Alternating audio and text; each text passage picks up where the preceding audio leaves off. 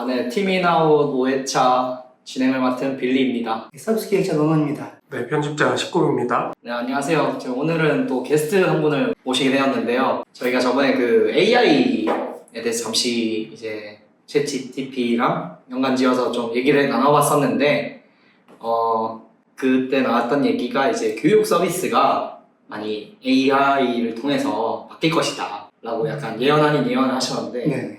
그래서 저희가 이제 실제적으로 이제 교육 그 서비스에서 AI를 기획하시는 기획자분을 한번 초대해 보셨습니다. 혹시 본인 소개 간단하게 해주실 수 있으실까요? 네. 안녕하세요. 저는 김대성이라고 하고요. 지금은 AI로 토익 스피킹 관련된 서비스를 만들고 있는 회사에 재직 중에 있습니다. 여기에서 제가 하고 있는 일은 일단 기획 같이 하고 있고 전체적인 프로젝트 관리 같이 진행을 하고 있는 상황이에요. 그래서 AI랑 관련돼가지고 앞으로도 계속 이쪽으로 커리어를 쌓아가고 싶은 생각이 있어서 일단 멜리님이 불러주셔서 즐겁게 왔습니다. 네. 이렇게 AI 업계에 있는 분들은 자주 뵙기가 어려운데 또 우연치 않게 또 맥비 톡방을 통해서 AI 관련된 이제 기획자분을 만나니까 되게 반가웠어요. 저도 이제 AI를 처음 이제 서비스화하는 거를 시작으로 서비스 기획 일을 시작하게 되었는데, 혹시 이렇게 AI에 관심을 가지게 된 사건이 있나요? 계기라고 할 것까지는 없는 것 같고요. 원래 제가 대학교 끝나고 처음으로 일을 시작했던 게 시원스쿨이라는 곳이었는데요. 여기에서 컨텐츠를 만들다가 루이드라는 회사로 이직을 하게 됐었어요. 일단 이 루이드라는 회사 자체가 창조적 혁신이라고 해서 뭔가 기존에 있던 걸 파괴한다? 이런 취지를 가지고 있었던 회사이다 보니까 일단 여기에서 자연스럽게 IT에 대해서 알게 되고 알고리즘에 대해서도 관심을 가지게 되고, 그리고 학습을 할 때 어떤 걸 추천해주고 이 유저에 대해서 맞춤형으로 제공한다는 게 뭔지 조금씩 생각을 해보게 됐던 것 같아요. 그래서 이 기점을 바탕으로 뭔가 기술에 대해서 관심도 많이 가지게 되고, 나중에는 기술이랑 최대한 관련이 있는 회사들 위주로 근무를 하게 된 것 같습니다. 저도 이제 기술을 먼저 접하고 이제 서비스를 고민하게 된 경우인데, 이제 대성님 같은 경우는 서비스를 먼저 만나고 기술을 알게 되신 경우시네요. 네, 그쪽에 더 가까운 것 같아요. 근데 처음에 그러면 도메인은 계속 교육 쪽으로 계신 것 같은데, 이렇게 직무를 갑자기 이렇게 전환하게 되셨는데, 서비스 기획 그 교육 쪽에 운영을 처음에 하셨나요? 처음에는 컨텐츠 쪽에서 근무를 했었고요. 컨텐츠에서 근무를 하다가 원래는 제가 군 장교로 근무를 하려고 했었어요. 그래서 군 장교로 복무를 하고 나와서는 약간 IT 계열이라면 IT 계열이라고 할 수 있는데 IT 물류센터 쪽에서 데이터 관련된 업무를 진행을 하다가 주변 사람들이랑 이야기를 해보면서 내가 서비스 기획이랑 좀 잘 맞는 부분이 있겠구나 생각이 들어서 재직 중에 공부를 시작했고, 한 1년 정도 재직하면서 같이 공부를 하다 보니까 내가 이렇게 진로를 바꿔도 괜찮겠구나 라는 생각이 들어서 최종적으로 이직을 하게 되었습니다. 시원스쿨에 있으실 때는 콘텐츠 제작 쪽을 하신 거예요. 네. 영어를 좀 잘 하시겠네요. 그렇죠? 영어를 잘하는 거랑 시험 영어를 잘하는 건 좀 다른 부분인 것 같아요. 저는 시험 영어를 좀 잘했어요. 그러면 지금 시원스쿨에서의 영어 문제 방식하고 토익 스피킹의 문제 방식은 다를 거잖아요. 네. 토익 스피킹 쪽에서는 문제는 다루시지 않으세요? 직접적으로 문제를 다루지는 않는데요. 네. 지금 하고 있는 거는 콘텐츠 중에서도 특히 해설 콘텐츠. 예전부터 토익도 마찬가지로 해설 콘텐츠 위주로 다뤘는데, 여기서도 이 파트는 그대로 가지고 가는 것 같아요. 그래서 사람들한테 얼마나 편하게 그리고 쉽게 설명하느냐, 이게 저한테는 되게 중요한 과제거든요. 그래서 그 당시에 했던 부분에서 이 생각이랑 마인드 하나는 계속 꾸준하게 가지고 가게 되는 것 같습니다. 제가 지난 회에 예언한 게 GPT-4.5를 보니까 대화로 학습을 시킨다. 학습 시장 자체가 AI로 대체되는 게 아니냐 했었고, 그중에 대표적인 게 이제 언어는 더 이상 가르칠 필요가 없다, 이런 얘기 했었거든요. 그 전망은 어떻게 보시나요? 일단 지금 시험 영어가 가지고 있는 가치는 단순히 영어를 잘한다? 말을 잘한다? 이 가치가 아니라고 저는 생각을 하고 있어요. 그래서 이 부분에 있어서는 단순히 판단 기준, 사람들에게 새로운 기준을 제공한다, 저는 이렇게 바라보고 있어서 지금 가지고 있는 시장 자체는 물론 언젠가는 사라지겠지만 향후 몇 년 이내에 사라질 거다라고 보기에는 좀 어려움이 있는 것 같아요. 제가 지난주에 저희 녹화한 다음에 GPT-4.5를 써봤거든요. 아직 멀었다. 아직 한참 멀었습니다. 네. 한참 남은 걸로 네. 정리하도록 하겠습니다. 저희가 티민아웃 이 유튜브 취지 자체가 이런 프로젝트, 개인 프로젝트를 하시는 분들을 좀 지원하고자 하는 설립 그 취지도 있거든요. 혹시 개인 프로젝트도 대성님은 하시나요? 네, 지금 개인 프로젝트도 하고 있고 이것도 마찬가지로 AI랑 관련된 개인 프로젝트를 진행하고 있어요. 혹시 어떤 프로젝트인지 설명해 주실 수 있나요? 일단 프로젝트 제목은 식선생이라는 서비스인데요. 처음에 시작했을 때는 말 그대로 먹은 걸 편하게 유저들이 영양 정보로 바꿔볼 수 있게 단순히 숫자 연결이랑 그 텍스트 LLM을 연결해가지고 진행을 했었거든요. 그랬다가 아무래도 얘가 경쟁력이 없겠다 싶었던 게 이미 다이어트 앱이 엄청나게 많더라고요. 그래서 방향을 바꿔보고 싶어서 주변에서 사전 그룹 인터뷰 나 아니면 주변 사람들한테 물어보기도 하고 그래도 조금 더 경쟁력이 있는 시장이 어딜까 고민을 하다가 저는 시니어 시장에서 이 건강 관리를 진행을 같이 해주는 AI 서비스가 어떨까 생각해서 팀원을 모아서 같이 하고 있습니다. 그 처음에 준비하시던 그 AI 프로젝트가 그 비전으로 통해서 음식의 이미지를 찍고 영양 성분을 분석해준다는 내용일까요? 아니요. 그 당시에 한 가지만 가지고 갔었어요. 일단 내가 섭취한 칼로리 마이너스 소모 칼로리는 잉여 칼로리다. 그래서 챗GPT에 음식을 입력을 하면은 그걸 기반으로 특정 기준에 맞춰서 얘네들이 몇 칼로리 정도 지금 섭취를 했고 그래서 몇 칼로리만큼 잉여 칼로리가 남았다. 이걸 보여주고 이만한 잉여 칼로리면 넌 얼마나 운동을 해야 된다. 이 정도를 보여주는 서비스였습니다. 약간 대화형에 가까운 챗봇 형태의 AI 서비스였군요. 네, 그냥 막 내가 먹은 거를 아무거나 치면은 그거에 대해서 분석을 해서 얼만큼 더 운동을 해야 되는지 얼마나 많이 먹었는지를 알려주는 서비스였죠. 그러다가 이렇게 이제 시니어 쪽으로 완전히 트신 건가요? 네, 그렇게 이제 시작하게 된 뭔가 동기가 있었나요? 일단은 아까 말씀드린 두 가지 연장선상일 것 같아요. 네. 첫 번째는 기존 서비스 자체가 전부 다 젊은 사람들, 그 중에서도 건강관리를 좋아하는 사람들에게 치중이 되어 있더라고요. 그래서 일단 이 관련된 내용들은 빼야겠다라고 생각을 했었고 그 다음 시장을 탐색했을 때 최근에 의료 관련해가지고 약간의 사건 사고들이 많았잖아요. 그래서 조금 조사를 해보다가 앞으로 노년 인구가 굉장히 많이 늘어나겠구나 생각을 해서 시니어로 먼저 타겟을 잡고 그 다음엔 제가 원래 시 머사의 관리직으로 근무를 했었는데 그 당시에 되게 많은 분들이랑 이야기를 나눴었고 아직도 알고 지내고 있는 분들이 많으세요. 그분들이랑 인터뷰를 해보니까 그분들에게도 비슷한 니즈가 있구나 그리고 그분들에게도 숨겨진 니즈가 굉장히 많구나 라고 생각을 해서 이런 부분들에 대해서 이런 서비스라면은 이런 부분에 대해서 그분들에게 조금 보완을 해줄 수 있겠구나 라고 생각을 해서 지금 진행 중에 있습니다. 아까 그 C사 우리가 아는 그 C사 맞나요? 네, 맞을 겁니다. 그 커머스 네. 대표적인 기업이죠. 혹시 뭐 질문 주실 거 있으실까요? 서비스가 공적으로 해결하려고 하는 것들, 네. 이 어떤 이 섭취한 거를 기반으로 건강을 지키기 위해서 뭔가를 해야 된다라고 하는 건데 그 시니어로 갔을 때 시니어 분들에게도 운동을 하라고 하는 게 목표인 건가요? 이 부분이랑은 조금 다른 방향으로 진행을 하게 되었어요. 지금 가지고 있는 기능, 그러니까 앞으로 가지고 가게 될 기능은 크게 세 가지인데요. 첫 번째로는 내가 먹은 거 그리고 그날의 기분들을 자유롭게 쓰고 공유할 수 있는 기능이 첫 번째 기능이에요. 그리고 두 번째로는 본인이 먹고 본인이 활동했던 것들 그리고 본인의 데이터들을 입력하면은 그에 대한 유형을 나눠주는 게 두 번째 기능. 그리고 세 번째는 이렇게 나뉘어진 유형에 더해서 당일날 내가 활동한 것들을 적으면 식단을 추천해주는 게 세 번째 서비스. 이렇게 구성을 하고 있거든요. 일단 이렇게 구성을 하게 된 이유는 제가 만났던 시니어들 같은 경우에는 본인이 굉장히 건강에 대한 걱정은 많으신데 이거를 주변에 말하는 걸 굉장히 어려워하셨었어요.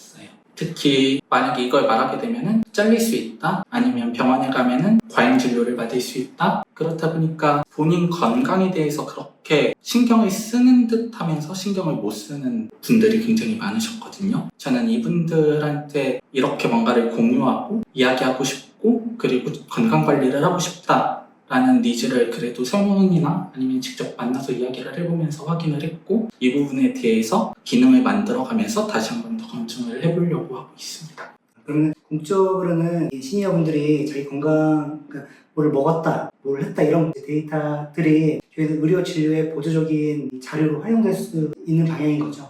네, 그러면 헬스케어 쪽에 시니어 쪽 시장이 치열하잖아요. 그렇죠. 그러면 그 치열한 시장에서 이 경쟁에서 이길 수 있는 방안 이런 게 있으실까요? 일단은 가장 친근하게 접근을 하게 될 것 같아요. 기존 시장 같은 경우에는 크게 두 가지 유형으로 많이 나뉘어져 있었는데요. 한 가지 같은 경우에는 보통 다른 보조자랑 같이 연계를 해가지고 그분의 기록을 보조자가 입력해주는 방식들이 많고요. 두 번째 같은 경우에는 헬스케어 장비들을 직접 사용을 하시면서 그 헬스케어에서 정보를 받아서 그 의료 서비스들을 받으시는 경우, 이렇게 크게 두 가지였는데요. 일단 이 두 가지의 단점은 아시는 분들만 아세요. 쓸 수 있는 분들만 쓰시고요. 애초에 장비도 비싸고 보조인을 구하는 것도 비쌉니다. 근데 저희 서비스 같은 경우에는 그렇게 큰 비용이 들지 않고 동시에 텍스트도 입력해받고 음성도 입력받고 다양한 레이아웃을 구상할 계획이거든요. 그래서 유저한테 굉장히 프렌들리한 서비스가 될 것이다 라는 게 차별점이 될 수 있을 것 같아요.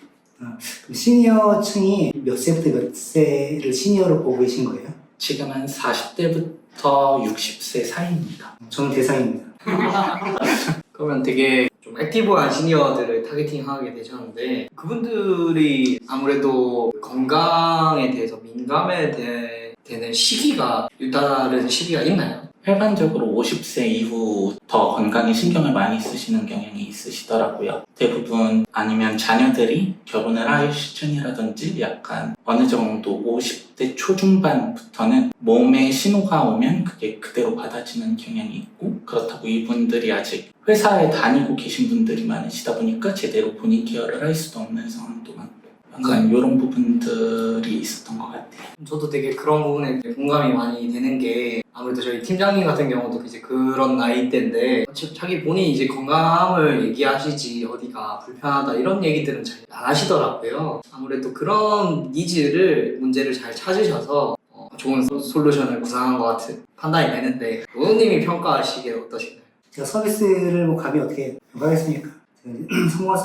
성공지 못한 서비스에 대한 판단은 할 수 없고 필요한 서비스다. 근데 제가 원하는 거는 사용자는 극히 아무것도 안 하는 상태에서 뭔가를 얻기를 원하거든요. 그러니까 입력 자체도 안 하고 싶어 하잖아요. 그 입력도 말로 하는 이제 AI 스피커 같은 게 나오는 이유가 하지 않는 느낌으로 하려고.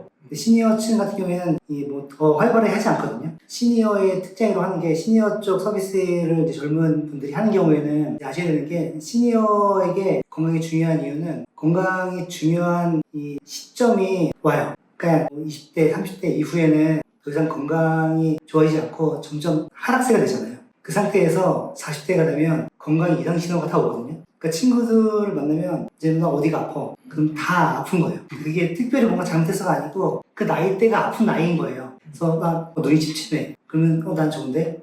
그러면 눈이 침침하다 눈이 안 침침하다 해서 그 시점에 다 이제 건강을 쇠퇴하는 거죠. 그러니까 시니어는 쇠퇴하고 또 이 건강을 쇠퇴하면 의욕이 그렇게 떨어져요. 중고 물품 거래 같은 거 젊을 때 되게 활발히 하거든요. 집에 있는 거 다 팔 수 있을 것처럼 막 다 내다 팔아요. 근데 나이가 들면 귀찮아서 하기가 싫어요. 그러니까 건강관리도 스마트밴드 같은 거를 차고 있긴 하거든요. 근데 뭔가를 입력하는 거는 잘 안 하는 거예요. 근데 스마트밴드를 찬 다음에 건강관리를 위해서 아무것도 안 해요. 그럼에도 불구하고 관리를 해줄 거다. 그런 거를 바라죠. 그래서 사용자들은 더 안 하고도 이 더 많은 걸 받기를 원하고 시니어층이 되면 될수록 그게 더 심하다. 저도 매우 귀찮아하고 있습니다. 직접 대상이시니까 공감하시는 부분이 많으신 것 같아요. 이제 흰머리도 많이 생기고 건강도 계속 안 좋아서 이제 이 비타민을 달고 살잖아요. 그 층이 되다 보니까 시니어가 어떤 특성을 가지고 있는지를 제가 몸소 느끼고 있습니다. 저희가 이 서비스를 직접 써보면서 그런 테스트를 하면 좋은데 아직 개발은 되셨는데 아직 런칭은 안 하셨다고. 아직 개발 중이고요. 저희 첫 번째 기능을 지금 진행 중에 있고 첫 번째 기능을 6월 말 정도까지 6월 말 하는 걸로 계획을 잡고 있습니다. 아마 요 이제 편집본이 이제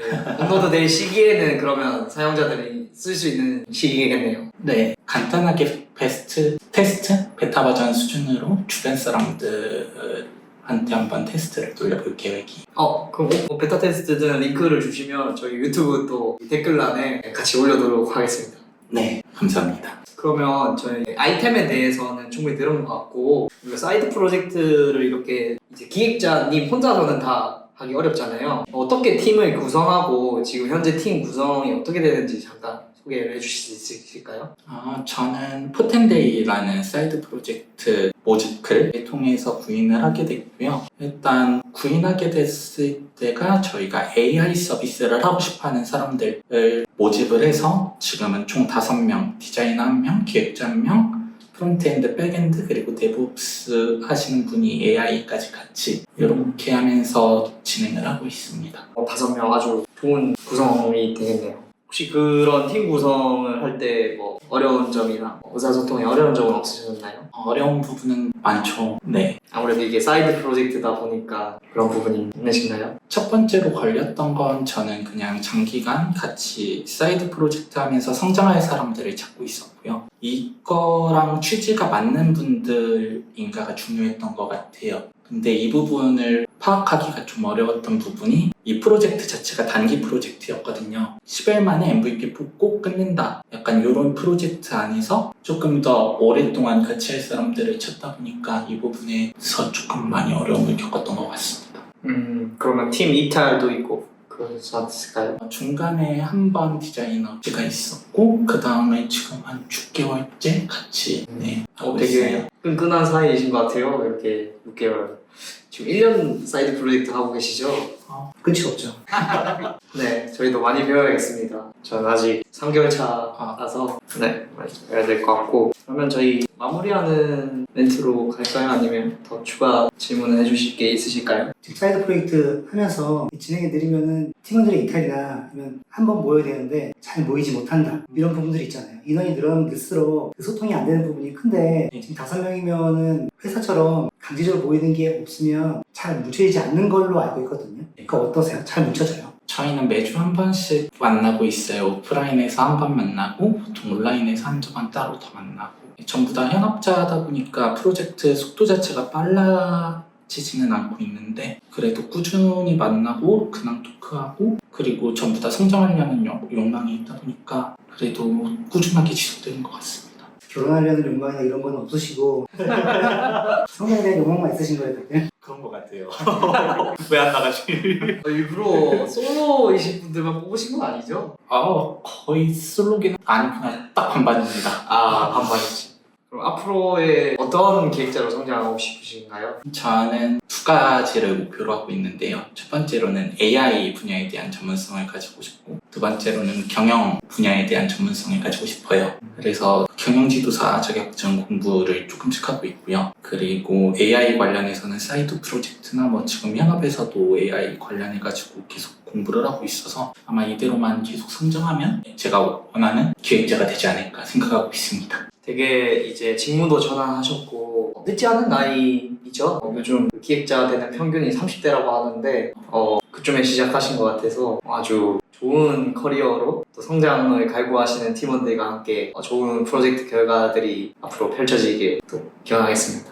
그러면 저희 여기서 이제 마치는 걸로 하고 마지막 구호 한번 외치고 갈까요? 그러면 사이드 프로젝트 창업 내 서비스 일단 해보세요.